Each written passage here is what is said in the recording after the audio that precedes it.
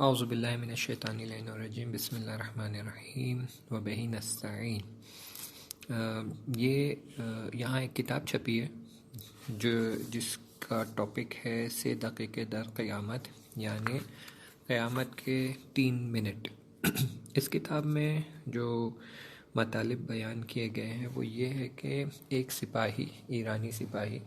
جو جنگ میں مجروح ہو جاتا ہے اور آپریشن کے دوران اس کا انتقال ہو جاتا ہے، اور 3 منٹ تک اس کی روح اس کے بدن سے جدا ہو جاتی ہے، اور اس کا دل، اس کا دماغ کچھ بھی کام نہیں کر رہا ہوتا، اور ڈاکٹرز کی بہت کوشش کرنے کے بعد پھر وہ واپس زندہ ہو جاتا ہے۔ اور پھر اس 3 منٹ میں اس شخص پہ کیا کیا گزری ہے اس کا بیان ہے۔ تو میں کوشش کروں گا کہ ان مطالب کو اب تک پہنچاؤں، اور آپ ان مطالب کو سنیں اور انشاءاللہ اس سے درس حاصل کریں۔ یہ ایک ایسے شخص کا قصہ ہے جو خود اپنے الفاظ میں بیان کرتا ہے کہ میں بہت ہی دیندار فیملی سے تھا، میں مسجد مکرر جاتا تھا، ریگولرلی جاتا تھا، میری ہر نماز مسجد میں ہوتی تھی، صبح کی نماز، ظہر کی نماز،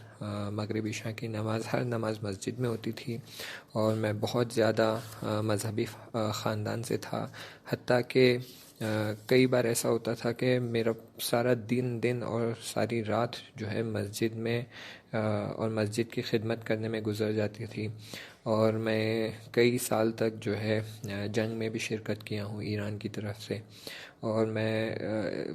کافی دین کے لیے مقید تھا، اور میں بہت ہی دیندار شخص تھا، یہاں تک کہ میری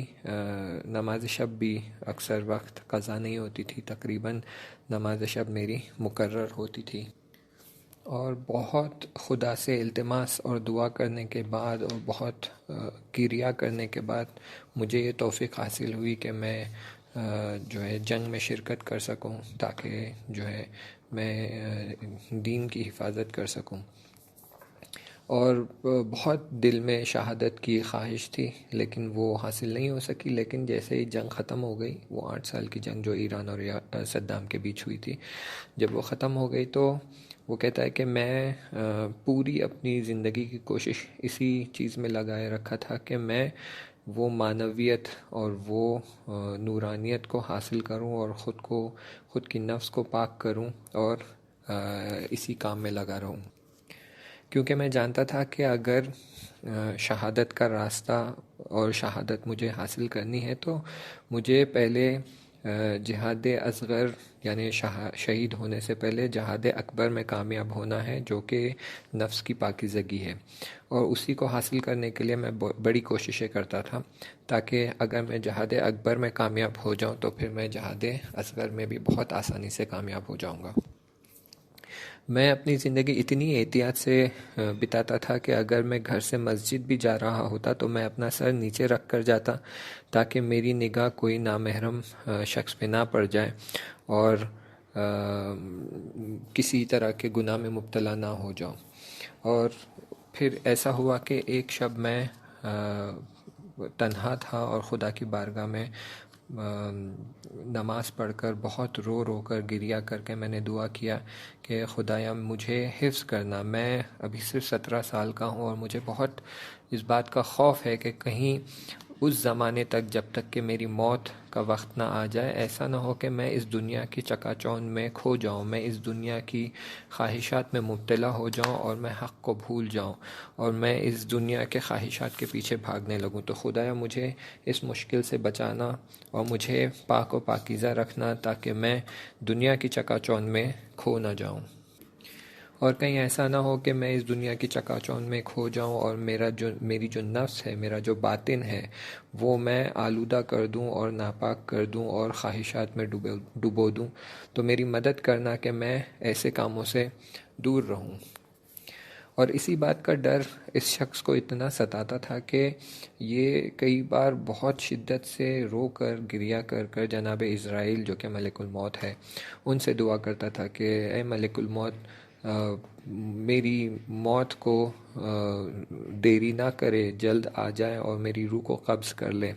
اور خدا کی بارگاہ میں بھی یہی دعا کرتے تھے کہ مجھے موت جلد سے جلد دے دے، تاکہ اس دنیا میں زیادہ مدت رہنے کی وجہ سے کہیں میں گناہوں میں مبتلا نہ ہو جاؤں.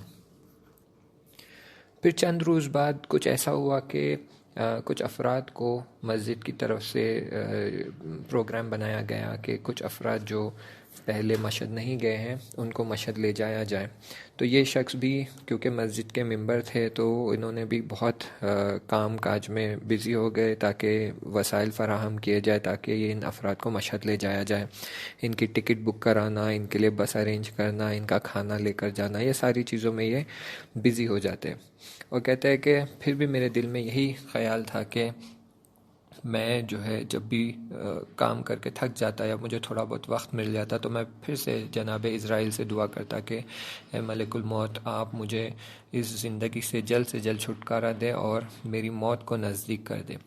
پھر وہ کہتے ہیں کہ میں کیونکہ بہت میری عمر کم تھی، 17-18 سال تھی، تو میں جانتا نہیں تھا کہ اہل البیت نے اس معاملے میں ہم سے کیا نصیحت کی ہے، کہ جو کہ بعد میں انہیں پتہ چلا کہ اس طرح کی دعا مانگنا صحیح نہیں ہے. تو وہ یہاں اعتراف کرتے ہیں کہ کیونکہ میں نہیں جانتا تھا اس لیے ایسی دعا کرتا تھا، لیکن جب بعد میں پتہ چلا تو مجھے اس بات کا افسوس ہوا کہ میں اس طرح کی دعا مانگتا تھا. پھر وہ کہتے ہیں کہ ایک دن میں بہت کام کر کے تھک گیا تھا، اگلے دن کاروان کو لے کر نکلنا تھا، پنجشنبے کا دن تھا اور آج کا دن چہارشنبے وینسڈے کا دن تھا، تو بہت کام کر کے تھک گیا تھا. تو میں گھر آ کر سو گیا اور آدھی رات کو اٹھا، پھر میں نماز شب پڑھا اور سو گیا. اور کچھ ہی دیر بعد میں نے خواب میں دیکھا کہ ایک بہت ہی زیبا اور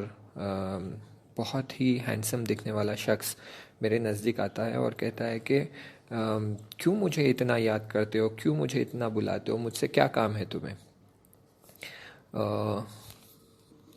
تو یہ شخص کہتا ہے کہ وہ شخص اتنا خوبصورت اور اتنا زیبا تھا کہ ایک تو اس کی زیبائی اور خوبصورتی کی ہیبت کی وجہ سے میں اپنی جگہ سے ہل نہیں پایا، لیکن اسی ہیبت کی وجہ سے میں ان کے سامنے ادب سے کھڑا ہو گیا اور انہیں سلام کرنے لگا. یہ وہی خواب کی حالت میں وہ اس شخص کو سلام کرتے ہیں.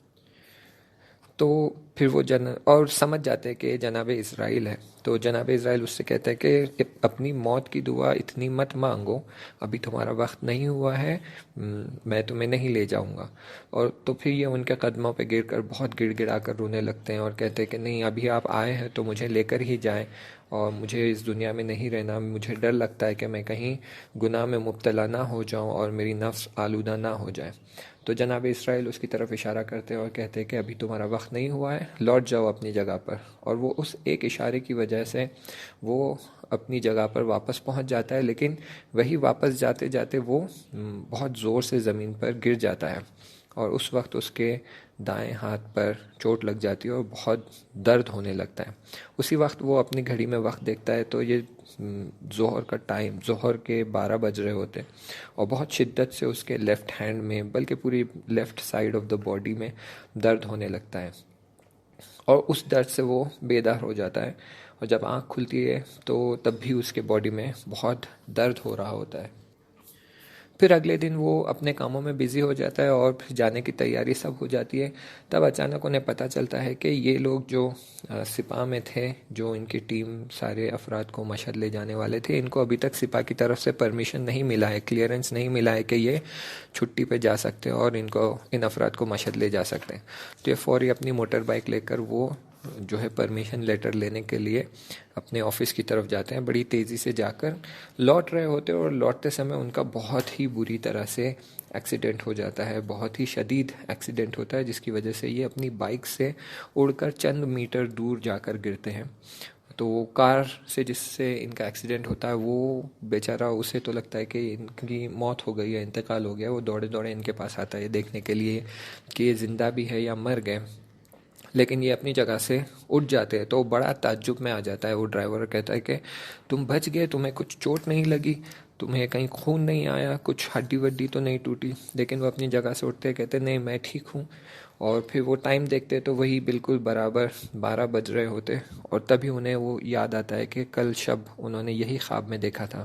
کہ جناب اسرائیل آئے تھے اور اسی 12 بجے کے وقت اسے لوٹا دیا اور کہا کہ ابھی تمہارا وقت نہیں ہوا ہے. یعنی یہی اشارہ تھا کہ ابھی تمہارا وقت نہیں ہوا ہے، اگرچہ تم مشکلات میں یا کسی سخت چیز میں مبتلا ہو جاؤ گے، لیکن تمہارا وقت نہیں ہوا ہے تو تمہیں نہیں لے جایا جائے گا. اور اس بات کی طرف متوجہ ہو جاتے ہیں کہ ابھی ان کا وقت نہیں ہوا ہے، اور جب تک وقت نہیں ہوگا انہیں لے جایا نہیں جائے گا. تو پھر وہ سوچتے ہیں کہ باقی کی زندگی بھی اسی حالت میں گزارنی ہوگی، جہاں پر وہ کوشش کریں گے، اپنی نفس پہ کام کریں گے اور اپنی روح کو پاک رکھیں گے. اور پھر یہ آگے بڑھ جاتے ہیں اس مشہد کی ٹرپ کی طرف. وہ افراد کو لے کر مشہد کی طرف نکل جاتے ہیں. بیان کرتے ہیں کہ تقریباً 2 ہفتے تک یہ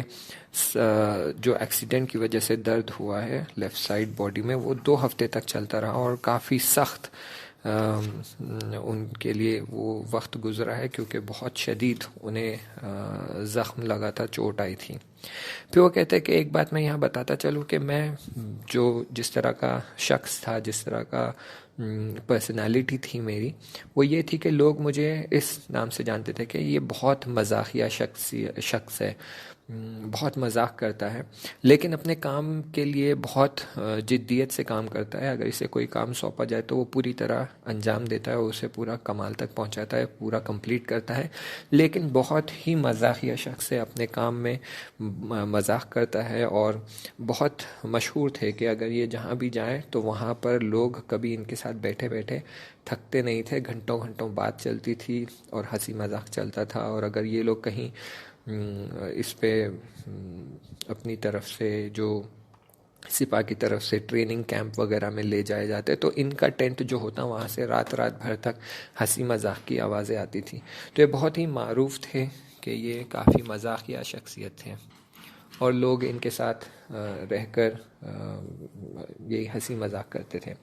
اور پھر یہ اس پہلے بخش کے آخری حصے میں کہتے ہیں کہ پھر جو ہے 1390 جو ایرانی کیلنڈر ہے، اس سال میں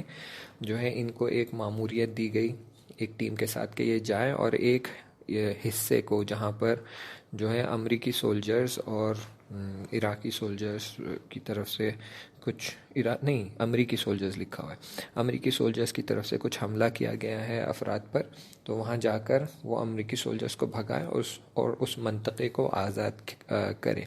تو پھر وہ اپنی ٹیم کے ساتھ اس منطقے کو آزاد کرنے کے لیے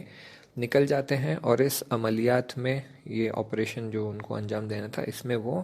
گھائل اور مجروح ہو جاتے ہیں. انشاءاللہ میں آگے کی بحث، آگے کے مطلب جو ہے جو نیکسٹ چیپٹر ہے اس کا، وہ میں نیکسٹ ریکارڈنگ میں آپ کو بھیجوں گا. میں چاہتا ہوں کہ آپ یہ سنیں